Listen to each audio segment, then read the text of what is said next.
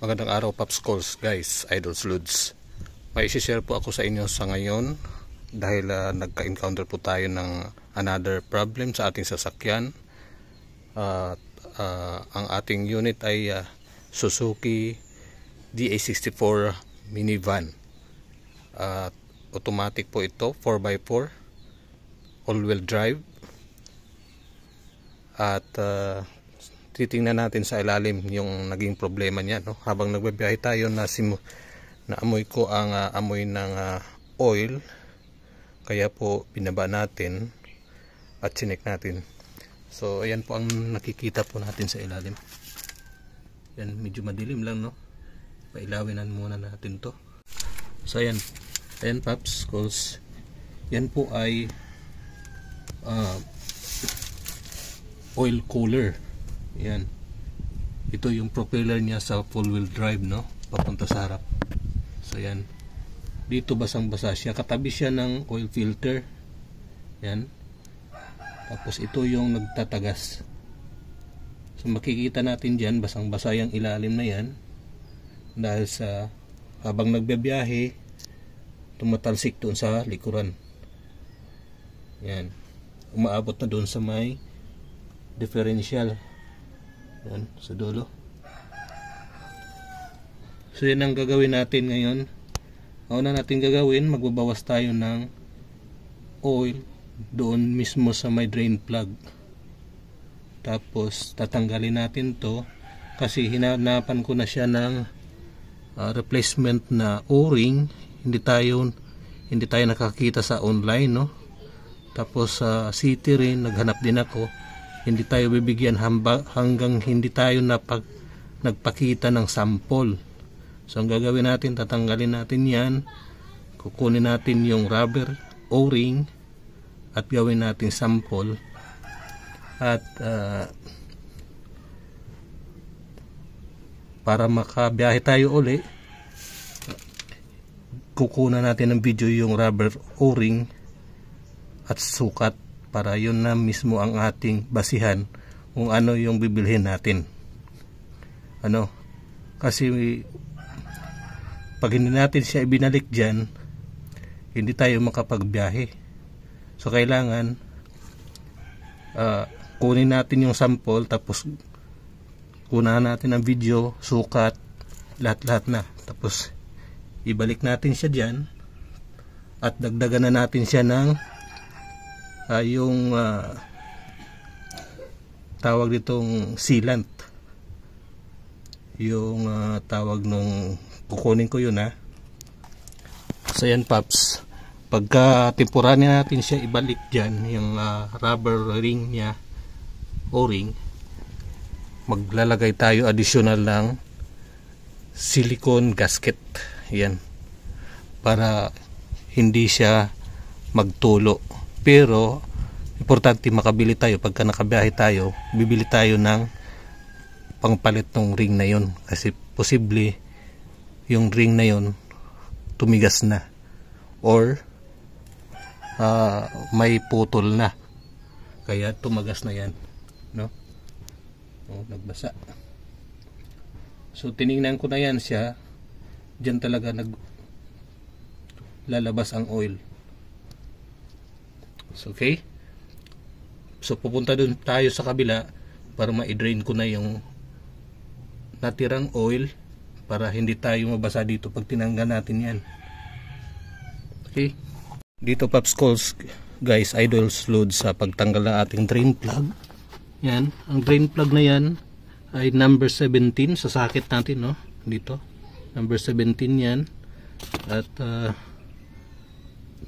linuwagan ko na yan at may pangsahod na rin tayo. Ngayon i-drain ko na yan para walang masyadong lalabas na oil doon sa kabila sa pagtanggal natin ng kanyang oil cooler. Okay, so hindi ko napapakita paano ko natanggalin ito, basta tanggalin natin lahat ng oil na natira dito, ilagay natin dyan. So yan, i-drain na natin ang kanyang oil. So yan Pops, habang dinidrain natin ang kanyang oil, ang ginawa natin, no, sinampa na natin siya sa may semento para makapasok tayo dito sa ilalim kasi mabasyado siyang mababa. So kung wala naman kayong rampa na ganyang semento, kailangan mo talaga siyang i-jack. Pero kung kaya naman, maliit naman yung tiyan nyo, pwede kayong pumasok sa ilalim kahit hindi nakaangat, mas maganda. Pero kung malaki ang tiyan, sasabit yan, mahirap na. So kailangan niya i-jack para tumaas. Okay, yan, konti na lang, no? Konti na lang. So pupunta tayo ngayon sa kabila. Ngayon, loads, pops, calls. Ang gagamitin natin dito ay number 40 na box range, no? Kasi ang sakit, hindi kakasya dito. Pagka sinalpak natin, sasabit ang handle ng socket, no? Yung ratchet, sasabit dito. So hindi siya papasok. Kailangan box range para safe. Pag iikot natin, kapit na kapit talaga siya dito sa loob. Kasi kung ito lang, pwede naman, pero dapat hindi maalanganin, no? So yan, no? Number 24 mm yan, no? Pwede open range or box range, pero mas maganda box range kasi pasok lahat, kumakapit lahat, no? So ayan. So medyo may katigasan to. Kailangan ko lang pukpukin dito banda para may power, no? Kasi nasa ilalim tayo, wala masyadong power pagka pinihit natin to pakaliwa. So kailangan may kunting pukpuk to, i-impact natin. Okay, so yan. So hindi ko na muna ipakita kasi walang hawak ng aking camera. At least mamaya pagka maluwag na, babalik tayo. So ayan, paps, maluwag na siya, no? Ayun, no? Maluwag na yan, pwede kamay na, oh. So tumatagas na siya rito at may sahod na tayong plastic, no, para hindi magkalat ang oil. Ikutin natin siya kung anong mangyayari dyan. So kamay na lang natin, bantay lang tayo, baka matuluan tayo ng oil. So yan, yan, may lumakas pa ang tulo niya, no? Ibig sabihin posible dyan talaga ang source ng tulo na yan, no? So okay, marami pa parang natira dyan. Yan, ikutin na natin pakaliwa. So huwag kayo magtataka, Pops Calls Loads, kasi DIY ito, no? Hindi tayo pure mechanic, DIY ito. So sinusundan natin ng iniisa-isa talaga natin yung proseso para masusundan ninyo. Kung kayo po ay DIYer, nagdi-DIY po kayo, masusundan nyo kung paano natin ginagawa. Hindi tayo nagmamadali dito para masundan nyo. Ngayon kung mekaniko naman kayo, alam nyo nang gagawin kahit hindi nyo napanoorin pala to. Ayan, so may natanggal na tayo, no? Bumaba na siya, oh. Lalayan lang natin, baka mahulog din sa box, sa plastic, oh. Isabay na natin tong cover, pati yung kanyang bolt, yung tornilyo, no? So may nakakabit pala siya, itong hose. So Pops, tinitrace natin siya doon paakyat, no, sa may turbo. Hindi siya oil ang laman, coolant. So ang hose na to galing sa water pump tube, papasok dito sa oil cooler. So iikot lang siya dito sa loob ng oil cooler, yung coolant papasok din siya dito, saka sa turbo din lalabas doon sa kabila, no? So hindi na natin siya babaklasin kasi mag-drain din tayo ng coolant nito pagka binaklas niyan, yung dalawang hose na yan, no? So mag-drain din ang coolant na yan, tapos magbi-bleeding pa tayo. So titingnan natin kung mayroong discarding pwedeng gawin dito. Okay, silipin muna natin pwede tayo makasingit. So yan, ito yata yung rubber, no? Yan, no, manipis lang, no? Ito yung rubber, yan.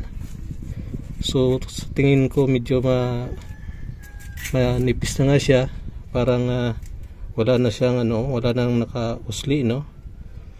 Mas malalim pa siya sa sa kanal, no. Yan, mas malalim pa siya rito, oh. Wala na siyang umusli. Kung ganinin sa Latin mo siya, may kanal na talaga siya, hindi na nakalabas yung rubber. So hindi na talaga siya magsisil dito sa part na to, kasi nakalublob na yung rubber. Yan. So gagawin natin ngayon, try nating tanggalin ang rubber o-ring niya, no. Ito mismo, kasi ito lang naman ang posibleng nagtagas dito, oh.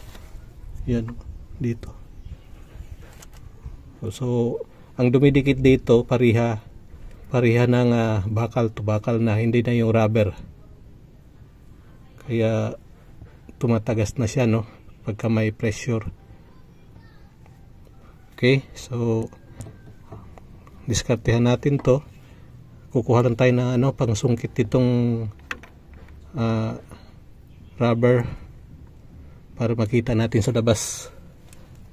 Okay, yan, no. Okay, ito naman wala naman, basta malabasan niya ng oil, kasi hindi naman siya nakadikit talaga siya sa engine. Ito lang dito na side ang may rubber. So yan lang siguro yung isang dahilan yan.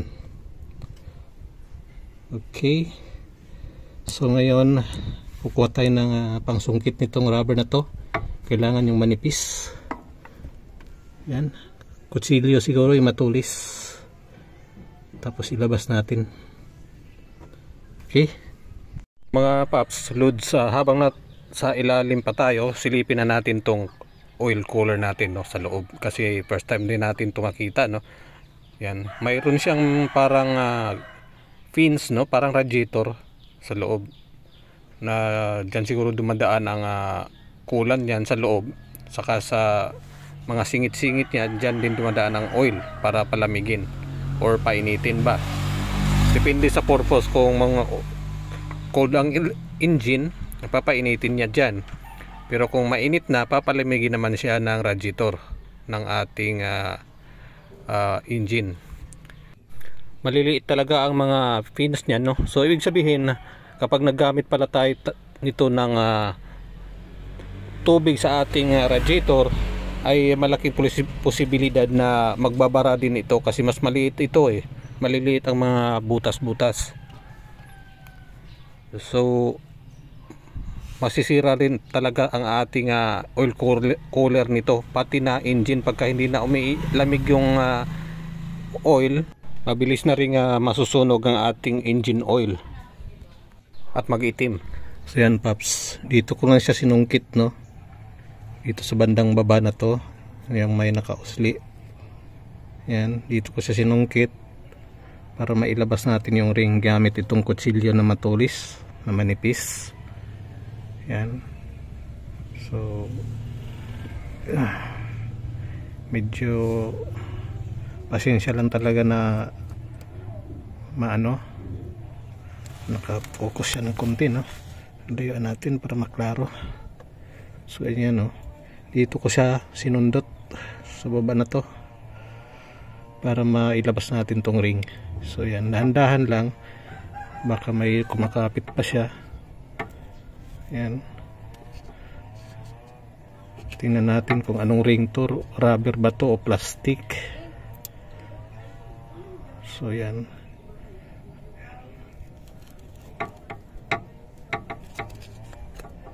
yan, kamay na natin.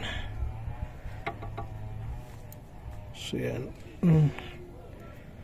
baka mabali, no. Yan, so yan, matanggal na, no. Ito na, matanggal ko na. Tingnan natin kung anong posisyon ito. Okay, ito lang, ganito lang. wala namang groove tong rubber or plastic ba to. Medyo matigas na oh. Oo, tumutunog na siya. Baka plastic lang to.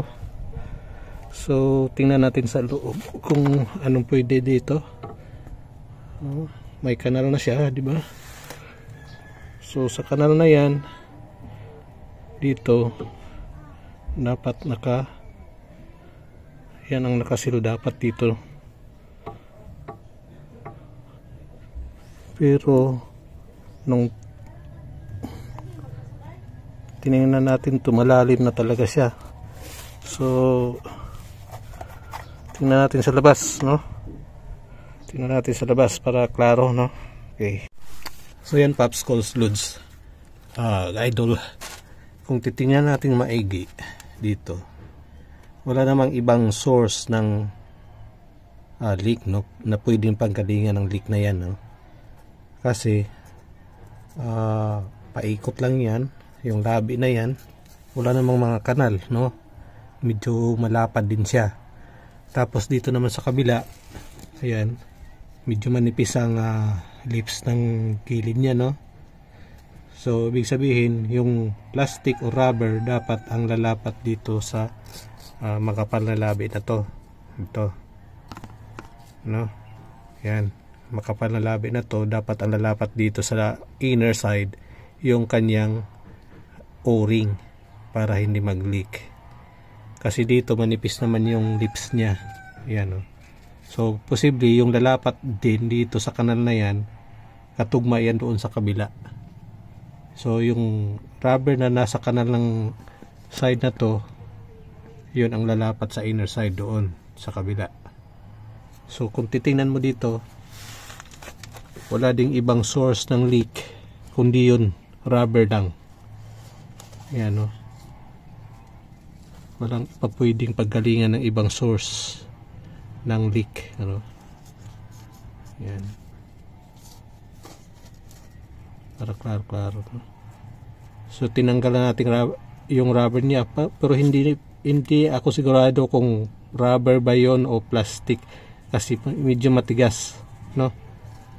Medyo matigas, kaya lang parang medyo nagnipis, kaya medyo malalim na siya dito. Pagka nilapat natin siya dito, medyo malalim siya. So ngayon, papakita ko sa inyo sa labas yung ring na yon. At ang gagawin natin, ibibidyo natin yon, susukatin natin. Tapos balik natin dito, maglalagay tayo ng silicone gasket dito sa mga gilid-gilid nito ng lips sa outer side, hindi dito sa loob. Dito sa kabila din maglagay tayo, pero yung manipis lang, para lang hindi siya mag-leak, no? Habang naghanap tayo ng kapalit ng ring na yon, para kung makabili man tayo, ay ipapalit natin siya rito, at hindi na tayo maglalagay ng silicone gasket kung kuan. Pero po mas maganda talaga paglagay pa tayo ng silicone gasket para doble seal, no? May gasket na may ring pa. So ganun na lang, ilalabas muna tayo at kukuha na natin ng sukat. So yan, Paps, ito na yung nakuha natin sa ilalim, no, sa oil cooler. Binunot natin yung kanyang tornilyo, yung bolt na may butas pa sa gitna, no? Yan, tagusan siya baka dito. Yan, tapos ito yung kanyang washer. Ito, dito naman to sa loob, sa outer side to. Pagka kinabit natin yung bolt, ito yung washer niya. Ayan, ganyan. Tapos ilalak natin. Ito yung tinanggal natin kanina na o-ring, pero medyo matigas siya, no? Hindi ko alam kung rubber to na pinatigas or plastic ba to. Tapos mayroon siyang mga kunting groove. Yan, makikita nyo, mayroon siyang kunting groove. Yan, oh. May mga ngipin-ngipin, no? Maliliit na ngipin sa inner side, nakapalibot, no? pero malalayo. May mga ngipin-ngipin siya. Tapos manipis lang naman siya, no? Ayan, no? So iwan ko kung nagnipis na to dahil sa katagalan. So susukatin natin siya ngayon, yung kanyang diametro outer side. So yan, ang diameter niya more or less nasa 80 mm. Yung ginamit nating scale, ito centimeter. Kung gagamitin natin centimeter is 8 centimeter. Yan, dito 8 centimeter. Pero kung gamitin natin mm, that is 80 mm. Ano? 80 mm. 80 mm ang sukat sa kanyang diametro outer diameter.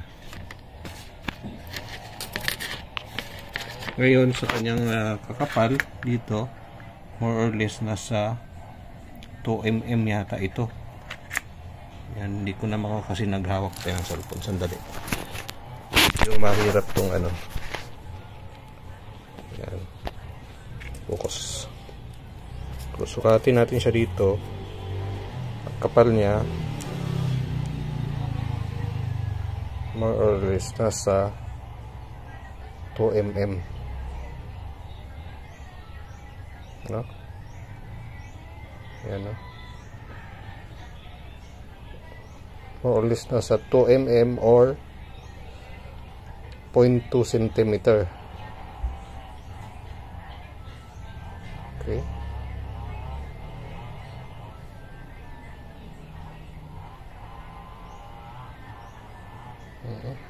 Yan. Klaro ba? Hindi na rin na-focus. Ganyan lang. Focus ko pa ng kundi.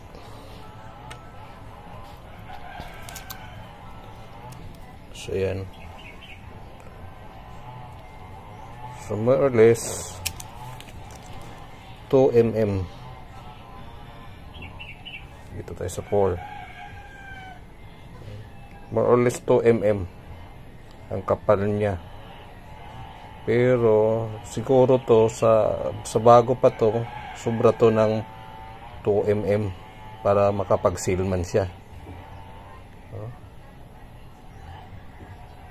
So more or less 2.5 mm para makapag-seal siya. Kasi kung ganito, sundin natin ang kapal niya, nag-leak na nga siya, no? Sa 2 mm. Sa inner naman, kunin natin ang sukat is sa inner side. Yan, i-focus na natin. Is 7.3 73 mm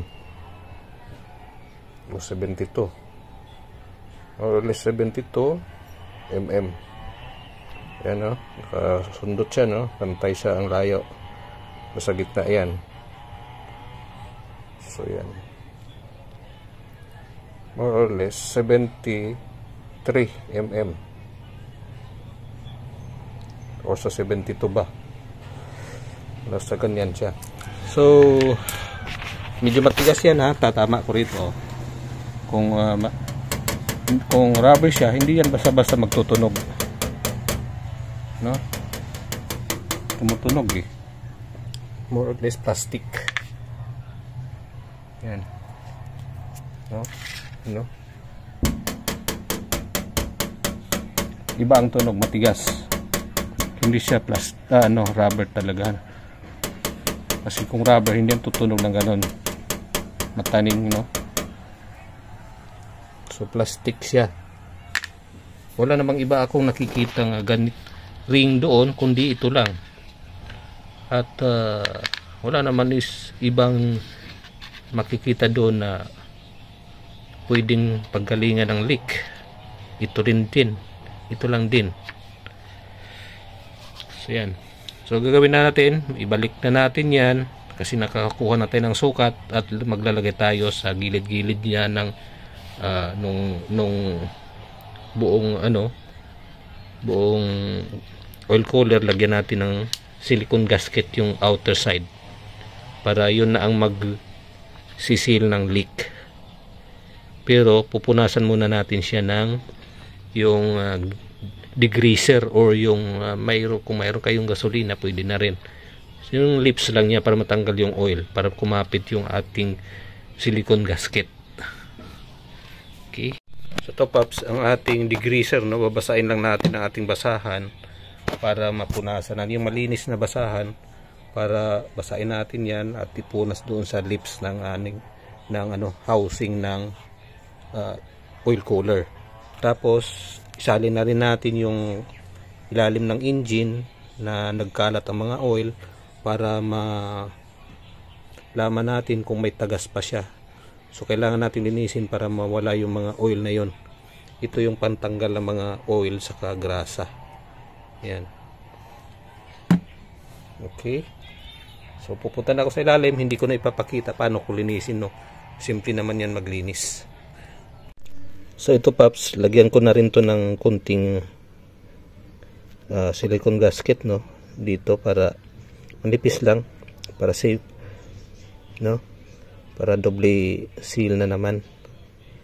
Yan, no, kunti lang, basta may nailagay lang. Yan.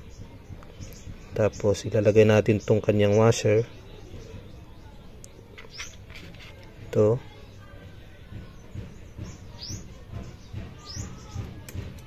Lagyan na rin natin ang washer niya sa inner side para pagdapat doon sa housing nasisil din siya.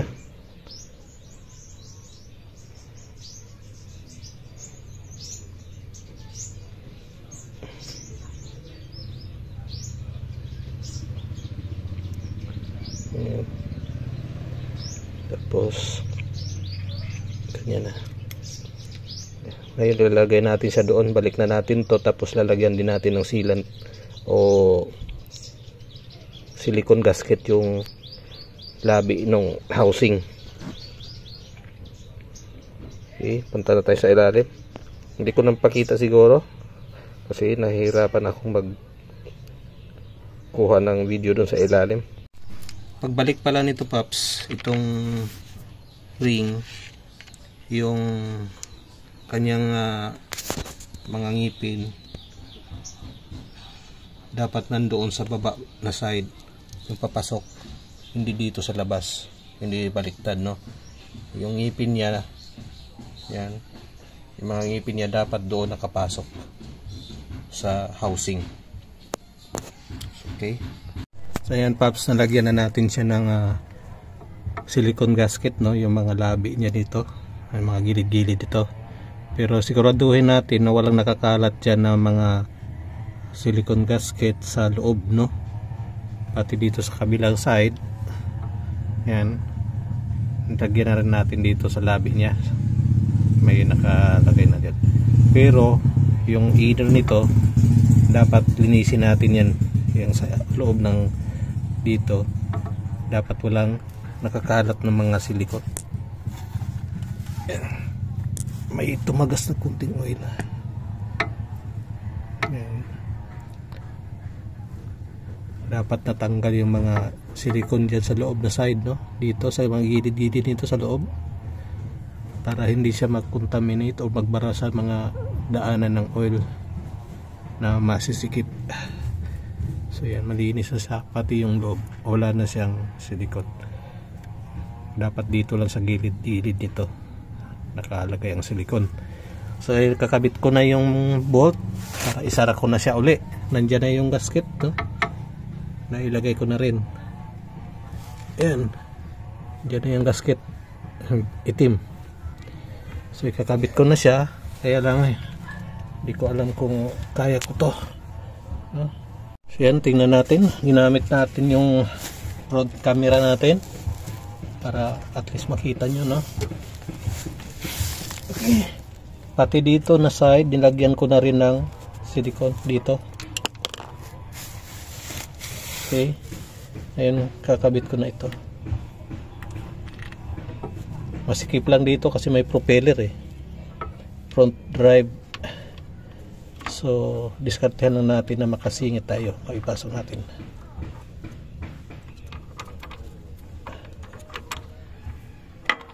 So yan, ipasok na natin, no. Ngayon ipapasok natin dito ang walang nakaharang dito, walang dumi.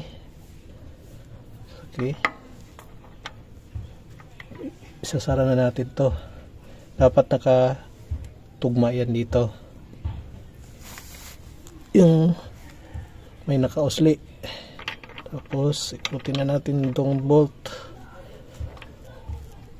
Yan.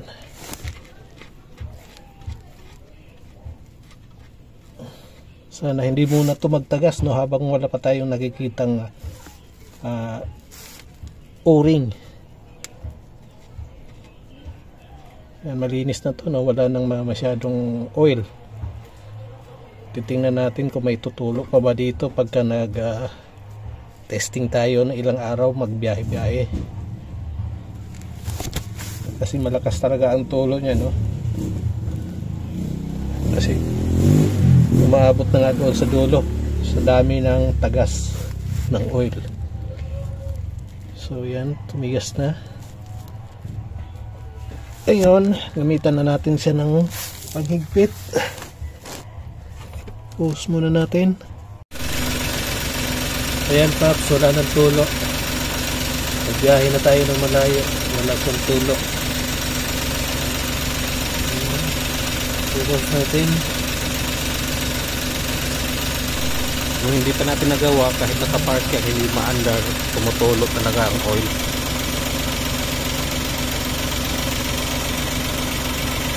Wala na pang tulog.